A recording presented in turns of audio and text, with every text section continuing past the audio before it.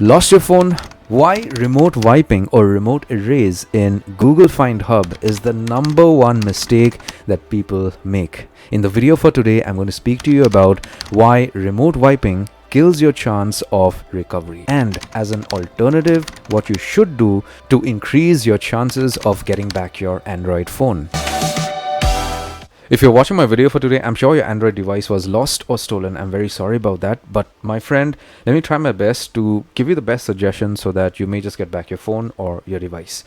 The first thing is, when you lose your phone, what we normally do is that we maybe get onto Google if it's an Android device, or specifically a phone or a tablet or a PC. You just do a Google search for Find Hub. You can log into Google Find Hub. This is the native tracking application from Google, absolutely free of cost to use, to track lost or stolen devices. So once you log in to Google Find Hub, you select devices, and then you select the device that you are trying to track, and then to the right you are going to see the location for the device. We all know this. Then the next thing what you do is get to the police station maybe and file in a missing complaint and get a copy of that and all these things. Apart from that, what you may just do is look around, maybe with friends, if they can help you track a phone. You may just call up your friend who is working in a tech company or something. After you realize that you're not able to track your phone, you tried all the options out here,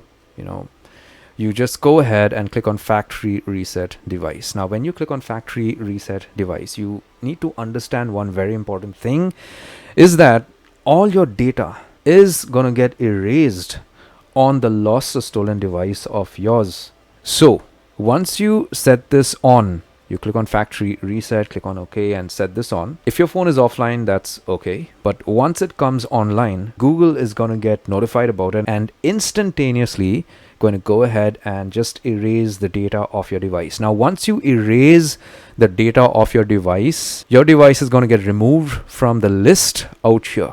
In most cases, once it is removed from the list out here, you're not going to see that anymore. You're not going to get that option anymore to track it, because the main intention of this option is to go ahead and protect your data. So your data is going to get erased, and apart from that, all the tracking stuffs and all the tracking links and everything with Google is going to get disconnected from your account. If you select this option, you are not going to be able to track your phone anymore, even if it comes online. So this is very, very important. This option should be the last resort. Now, what I would suggest is, if you do not have important data on your phone, maybe a few pictures and phone numbers and stuff like that, you don't have any bank account details, you don't have any important videos, or you don't have any important files on your phone, don't select this option. Because if you do not select this option, your phone is still going to be in this list, and there's a higher probability that in the near future you may just get back your phone. Instead of this, what you should do is select either mark as lost, because once you select mark as lost, you get a pop-up like this, and once you click on continue, your phone is going to get locked with a pattern or a pin that you recognize or remember.